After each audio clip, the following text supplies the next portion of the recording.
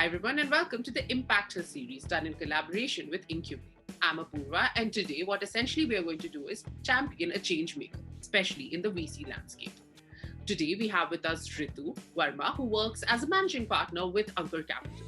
With a decade-long career which sort of looks at leadership roles in the VC investment landscape, we wanted to talk to her about how the diversity play is in the VC landscape in India. Thank you, Ritu. Thank you so much for taking our time for the Impactor series. It's great to have you here. Thank you, Apoorva. I'm delighted to be here, and I'm glad that there is this initiative, a super important initiative, in my opinion, for the ecosystem. So right off the bat, Ritu, with you being in the VC space for so long and the theme primarily being diversity play in the Indian VC space, how have you seen an evolution of the perception when it comes to women in the space in the Indian context? So obviously it's evolved. I would say I've been involved in this space from roughly about literally a decade at this point of time. And I can say that, it has evolved. And in my opinion, it has evolved towards a more positive direction here. I don't think this was much of a conversation in the early parts of the last decade, basically. I think it started creeping in towards the end of it. And as a result also, there are two pieces here. One, obviously, the Indian VC ecosystem evolved at a much, post 2015 or 2014, I would say, at a much more rapid pace. And of course, over the last couple of years, much, much more rapidly. But along with that, so did the conversation of diversity, so did the conversation of gender, which I think was absent. Right? I think that, it wasn't that there weren't any women there, but there was no conscious conversation about the fact that, a whole half of the human race is actually kind of missing in representation, right? But I think those have started. So I think that's a good, positive, direction.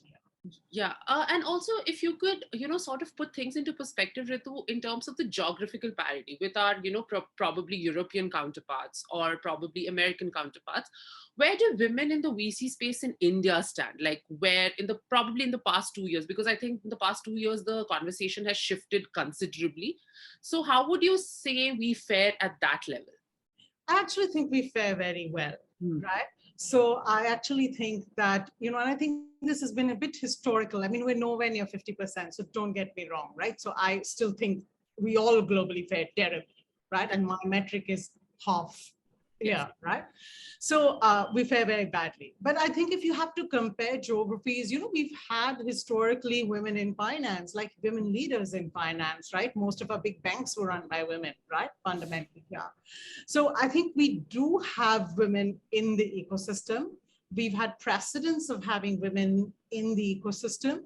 So I think those are all positives. And I would say that, if you look at Silicon Valley, et cetera, actually, those are actually much harder ecosystems, right? Because, I don't, historically, perhaps that's, there's always been this barrier, and that, has led to issues restricting the flow of women. I think in India, personally, I feel that they have been easier. It's not the norm, right? Having some women there has been there. Correct. Of course, all those women were trailblazers and worked through situations which today seem unpalpable completely. So I'm not saying it was an easy job, but I'm just saying that because they have existed, there are some models out there for people to say, hey, okay, even I can do this, right? Basically. So that's Correct. And you've pointed a very good thing out. Like with India, the best part was that we had women in leadership positions in probably industries that probably West also couldn't fathom, like finance. Indian women have been leading the finance sector for such a long time. So yeah, that's a very well pointed out idea that is there in the Indian context. What do you think was the trigger for the Indian context where there was a visible shift in the conversation that no, today representation is needed, especially in the leadership teams? Like, was there like a point that you would say that, okay, after this particular point, there was a trigger and then sort of there was an acceleration of just the conversation? I think, Apoorva, the trigger is is investors, right? They're ultimately the people who are the asset owners, right? And I think over the last 5 years, asset owners have started asking, right? So there are two things that I sort of see. There are a lot more women also who are in control of capital, right? And it's not just, it's just the men deciding what to do with it. And I think institutionally there have been a recognition, right, that this diversity is missing. And this diversity brings a positive impact on financial returns, let's be clear. So, why should I not ask the questions as to what does your team look like? Where is the diversity in your thought process? Or are you just a old boys club, right? Like, where am I putting my money? So I think that has been a trigger, and that trigger you see coming from, I would say, money going into control into a different generation and different gender as well as institutional recognition, both in India and globally, that there is a problem. Correct. So Correct. I think that's driving some of that. No, I think that's a very good point, especially the generational change, right? Like when the money changes hands in the generation, there is sort of a power that comes with the capital. So coming from that, Ritu, we'll tap into your expertise. That is especially the ecosystem, right? You've been here for a decade. You've been investing so heavily. So let's start with with your team, right? Like the diverse investing team. I know that this should not be a question, but why do you think there is a need for diversity in leadership, especially in the investing team?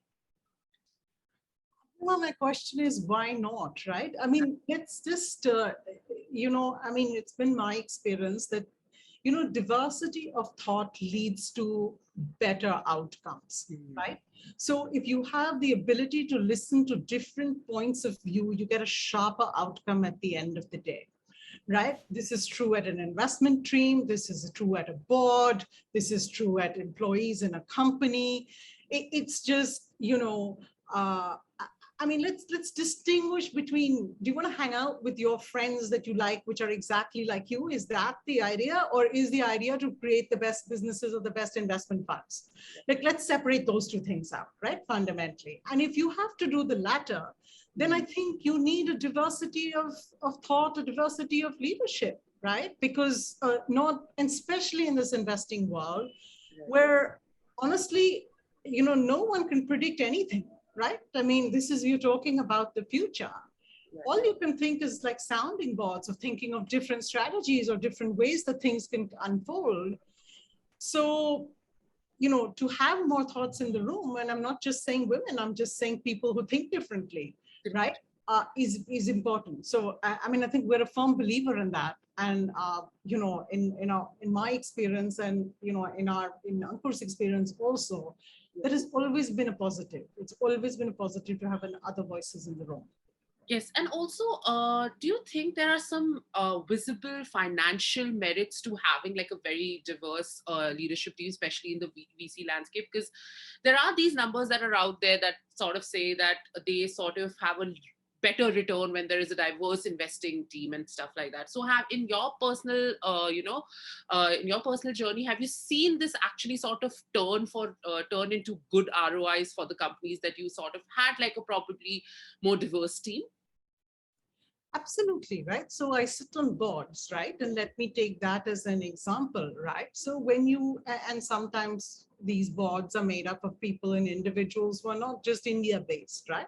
Correct. Coming from different geographies, right? Perhaps they have hindsight or foresight from being in that geography or their experiences, right? You always see those things come in, right? And of course, at the end of the day, the entrepreneur has to take a call, right? There's information at the table. You need to figure out what you make of it, right?